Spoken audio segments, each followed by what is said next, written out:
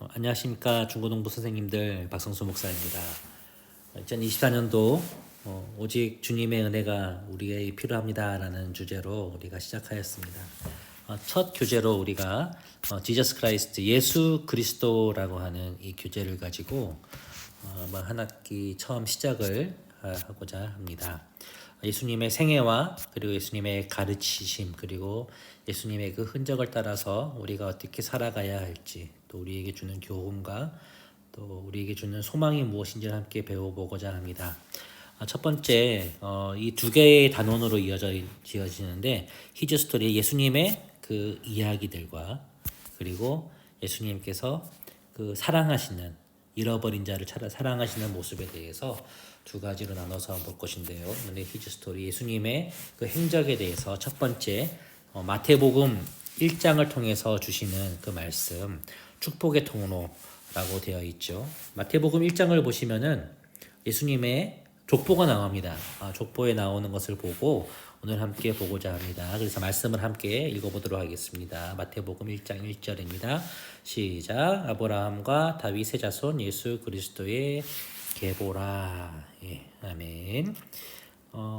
아이스 브레이크도 여기 좀 썰렁한 분위기를 깨기 위해서 시작하는 것인데, 오늘 본 이 주제와 관련이 있는 것으로 하지 않겠습니까? 우리 가문의 인물을 소개합니다라고 해서 좀 빈칸에 있는 것들을 채워보고, 우리 학생들 그리고 선생님들 자기 집안에 어떤 유명한 사람이 있는지 하는 것들을 한번 보도록 하겠습니다. 저도 한번 해보겠습니다. 나의 성은 무엇입니까? 저의 성은 박가입니다. 박입니다.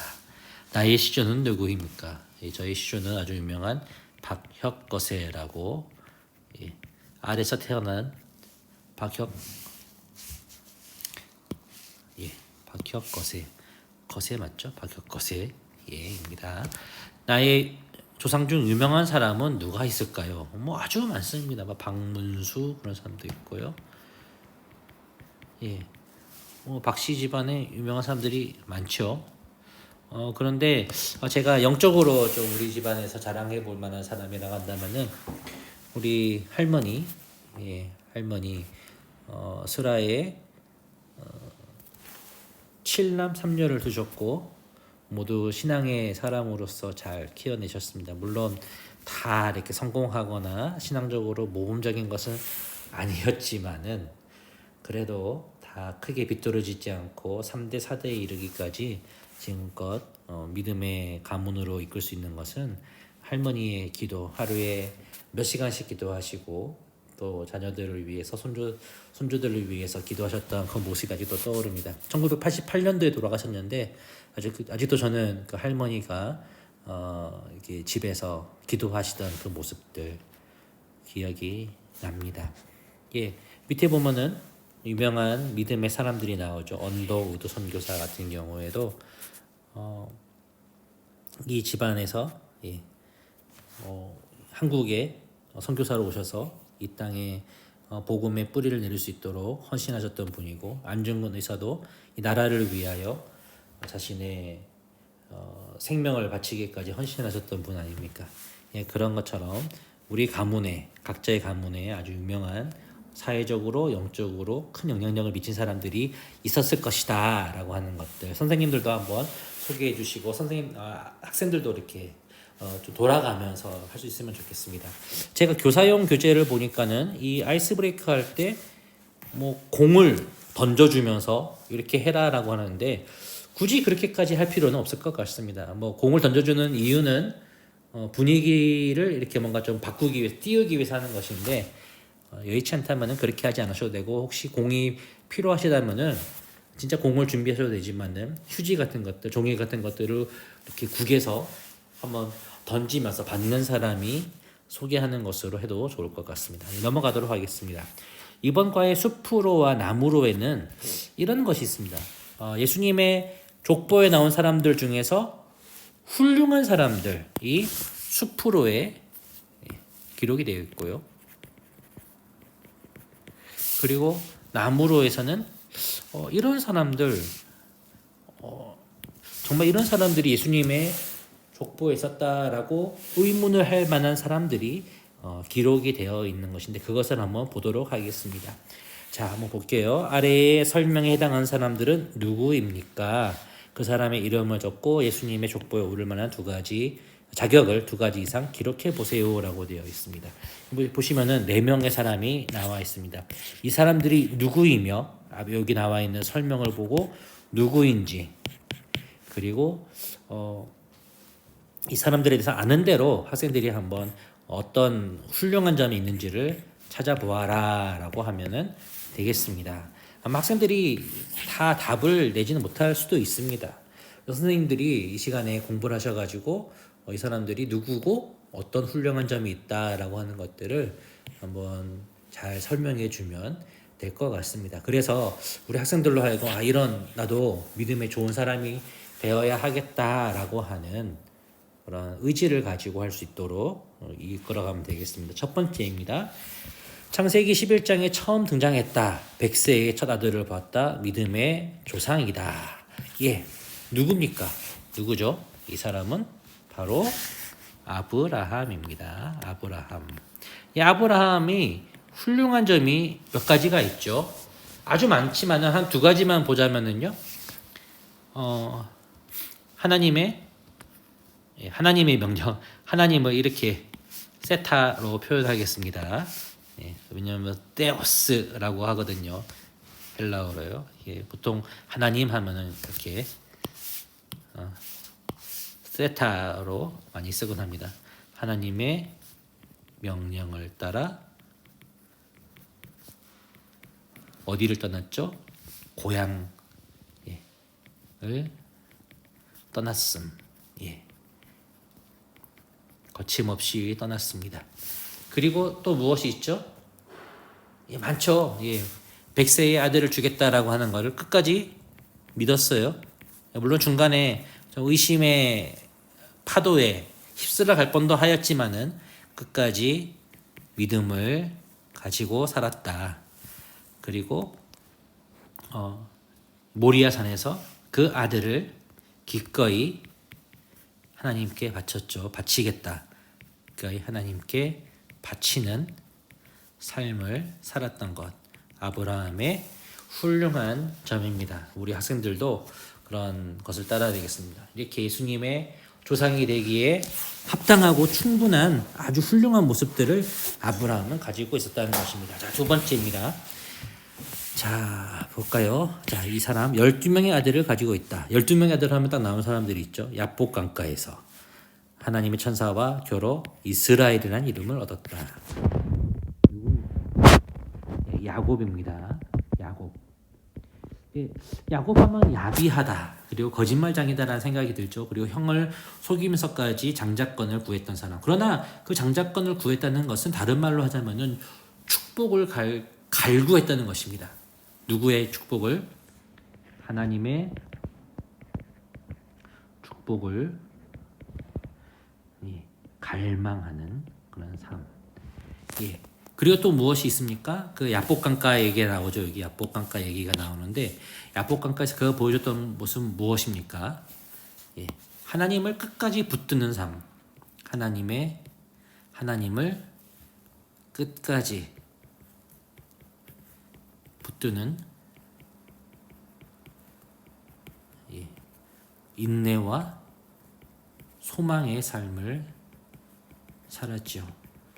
그리고 교사용 교재는 남아있지 않지만은 또 한 가지 말하자면은 그가 나중에 요셉을 다시 찾고 애굽 땅에 가서 바로를 만났을 때 그가 고백했던 것이 있습니다. 내 인생이 험악했다. 하나님께서 나와 함께 하셨다라고 하는 그런 믿음의 고백을 하는 것도 이 야곱의 아주 훌륭한 점이다라고 저는 생각을 합니다. 넘어가 보겠습니다. 그리고 세 번째 사람입니다. 이스라엘의 두 번째 왕. 첫 번째 왕은 누구죠? 바로 사울입니다. 사울의 뒤를 이어서 기름 부어서 왕이 된 사람이 바로 누구죠? 하나님의 마음에 합했고 찬양의 재능이 있었다. 누구죠? 다윗입니다. 다윗의 훌륭한 점이 무엇입니까? 여러 가지가 있습니다. 저는 사울 왕을 하나님이 세우신 권위에 순복했다. 이것도 참 훌륭한 점입니다. 그리고 하나님은 항상 찬양하였다. 나중에 밧세바, 나중에 여기 나무로에도 나오지만은 밧세바를 그가 취합니다. 그리고 그의 아들 남편을 죽이게 하였습니다. 그리고 부정 가운데 이 아들이 태어나게 되었습니다. 그가 나단 선지자의 이야기를 책망을 듣고 어떻게 했습니까? 하나님께 회개하는 사람이었습니다.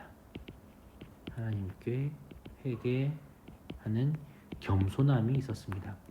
여러분, 겸손함을 참 보기 힘든 시대입니다. 그건 어느 때나 마찬가지일 겁니다. 자기 잘못했다라고 하는 것에 대해서 인정하기 싫어합니다.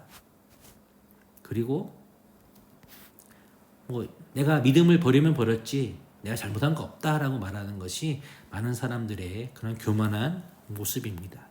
그러나 이 다윗을 통하여서 자신을 뉘우치고 또 겸손하게 하고 하나님을 바라보는 그런 참된 겸허한 모습이 필요하지 않는가라고 하는 생각이 듭니다. 정말로 예수님의 조상의 이름이 그 족보에 오르기에 합당한 모습이 바로 다윗의 그런 모습, 순종하고 겸손한 모습, 하나님의 마음에 합하였다라고 말하는 이유가 거기에 있지 않겠습니까? 자, 또 보겠습니다. 이스라엘의 왕이었습니다. 이스라엘 남유다 왕국의 후기에 있는 왕입니다.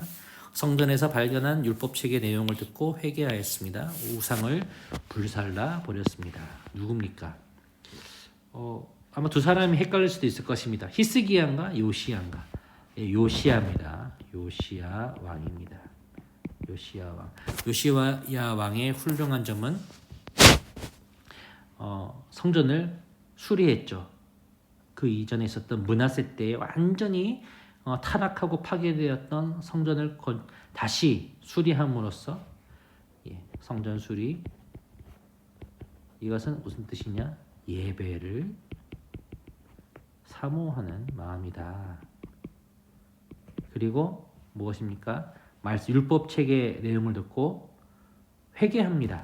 아마 신명기나 아니면 레위기나 모세오경에 나오는 내용을 듣고 축복과 그리고 저주의 이야기가 나오지 않습니까? 신명기에도 그렇고요.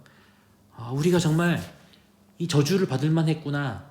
저 북이스라엘이 멸망한 것도, 그리고 우리가 아버지 때 므낫세 때 이렇게 고생을 하고 생고생한 것들, 우리가 하나님 앞에 신실하지 않았기 때문이다. 회개하자, 여호와께 돌아가자라고 하는 회개의 마음. 회개인데 개인적인 회개로 끝나는 것이 아니라 민족적인 회개로, 회개의 마음이 그가 예수님의 조상으로서 이름이 오르기에 합당한 모습이었다라고 볼 수가 있죠. 그러나 밑에를 보시면은 그러나 이런 사람만 있는 것이 아닙니다라고 나옵니다. 한번 볼까요? 아니, 이런 사람도. 자, 예수님의 족보에 등장하는 4명의 사람이 있습니다.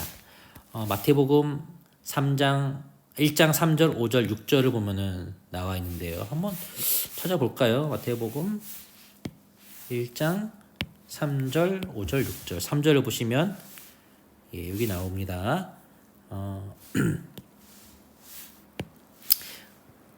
유다는 다말에게서 베레스와 세레를 낳고, 세레스는 헤스론을 낳고, 헤스론은 람을 낳고. 5절을 보겠습니다. 5절을 보시면 살몬은 라합에게서 보아스를 낳고, 보아스는 루셋에게서 오벳을 낳고, 오벳은 이새를 낳고. 또 여기 보면은 6절을 보시면 또 나오죠. 이새는 다윗 왕을 낳으니라.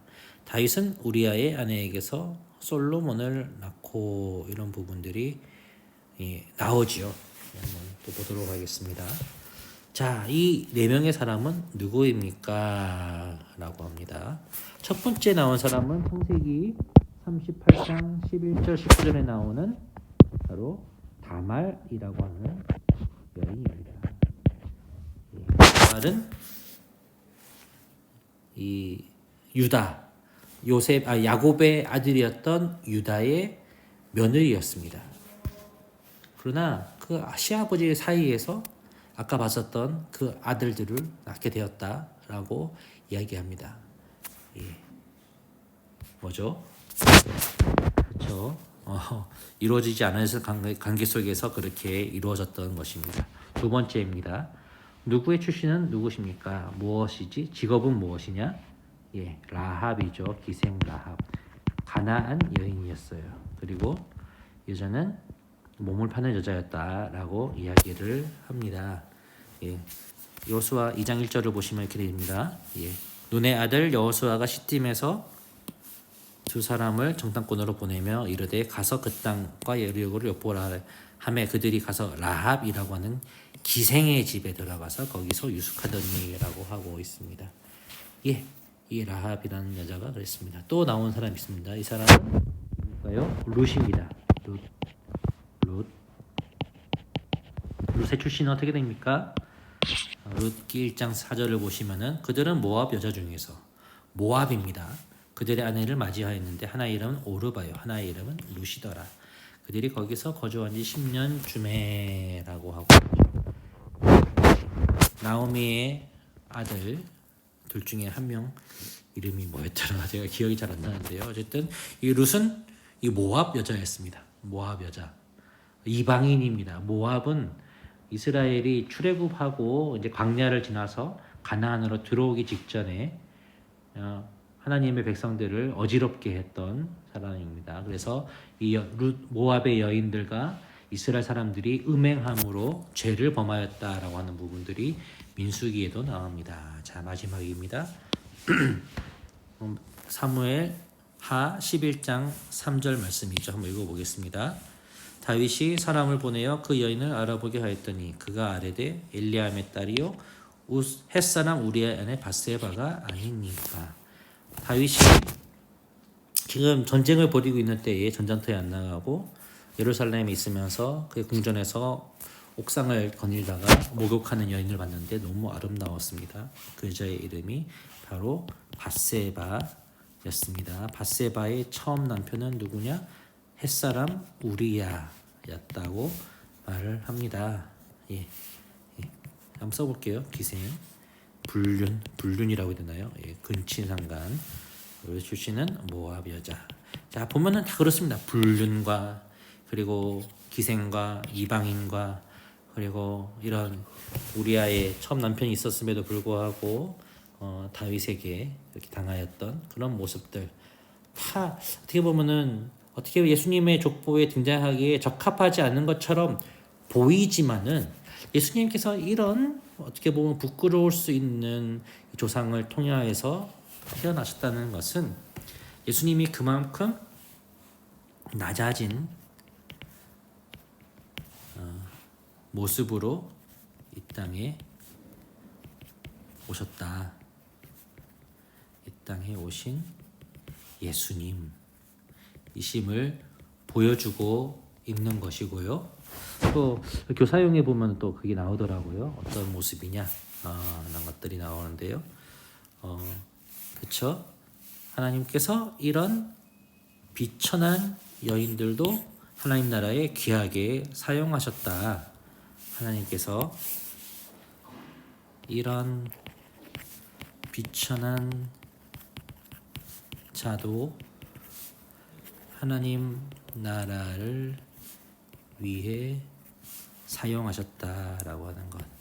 그리고 그렇기 때문에 우리가 자존감을 가질 수 있는 것입니다. 이런 나 같은 사람도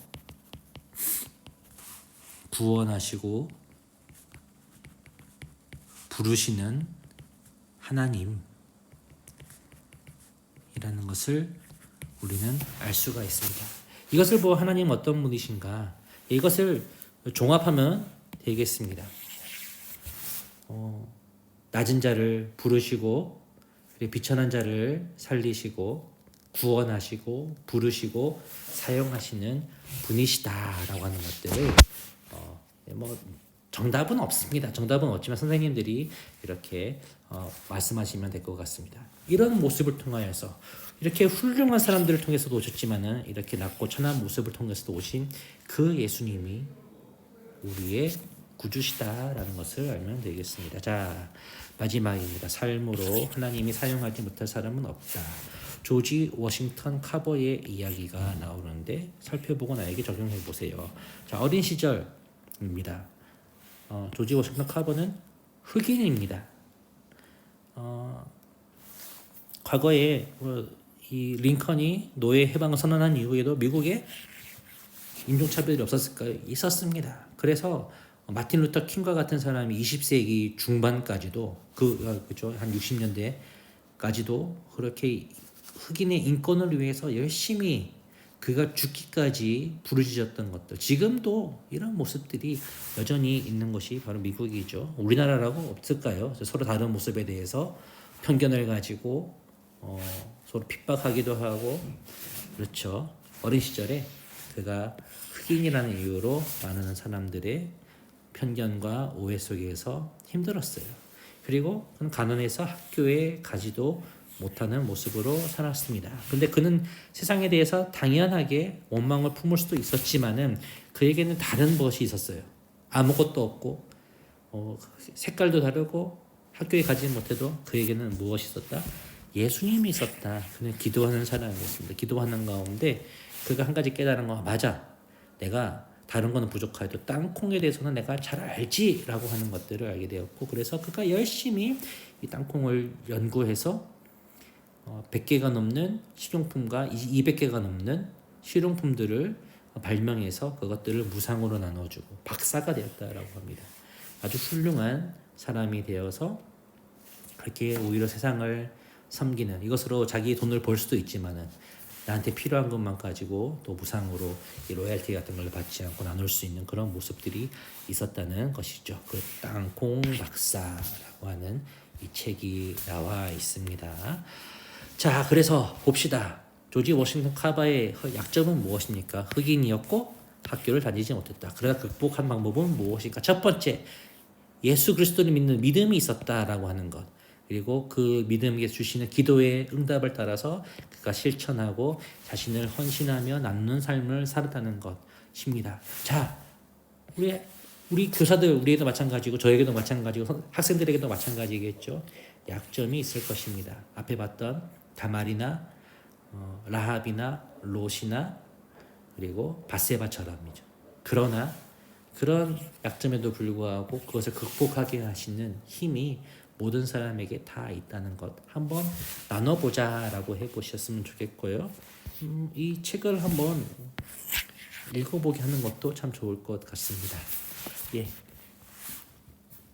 참 하나님의 사랑이 참 대단하지 않습니까? 잘난 사람만 하나님께서 구하시는 것이 아니라, 그래서 우리가 항상 잘 되기만 바라는 것이 아니라요, 비록 내 삶이 어렵고 여전히 바뀌지 않는 것처럼 생각한다 할지라도 그 가운데 감사할 거리를 찾아서 하나님께 고백을 하고, 그리고 그 어려운 가운데 하나님께 나에게 주신 은사를 생각하면서 그것을 개발하여서 하나님께 영광을 돌릴 수 있는 것, 그런 모습을 통하여서 하나님 우리 각자의 삶 가운데 보여주시는 놀라운 일을 통하여서 하나님 은사를 주시고 우리를 무엇으로 만드신다? 바로 축복의 통로로 만드신다라고 하는 것들을 이번 과에서 함께 나누며 가르치고 또 은혜 받을 수 있기를 바랍니다. 여기까지 하겠습니다. 감사합니다.